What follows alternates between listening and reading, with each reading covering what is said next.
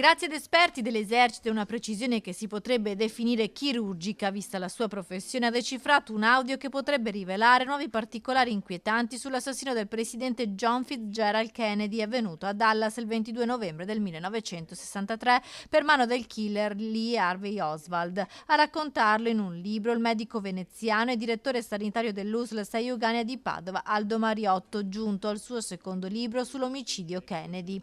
La decifrazione della parte audio del video, che dura 6-7 secondi, che ha visto anche l'aiuto di una cittadina americana dotata di orecchio assoluto e di capacità straordinaria di decifrazione dei singoli suoni, contiene alcune parole agghiaccianti che fanno pensare che si potesse sapere qualcosa già la sera prima riguardante l'assassinio.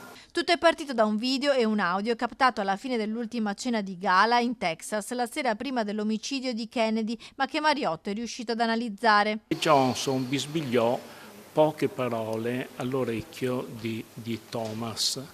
Non si accorse però che erano rimasti accesi i microfoni di una TV commerciale di Houston, la KPRC, e quel video è rimasto inesplorato per 60 anni. Mariotto si è appassionato a questa vicenda storica nel 2003 durante un periodo di lavoro a Dallas. Ha avuto modo di intervistare figure illustri di quel periodo che erano vicine a Kennedy. Il suo secondo libro si intitola proprio L'ultima cena ed esce alla vigilia del 62esimo anniversario della morte del presidente americano.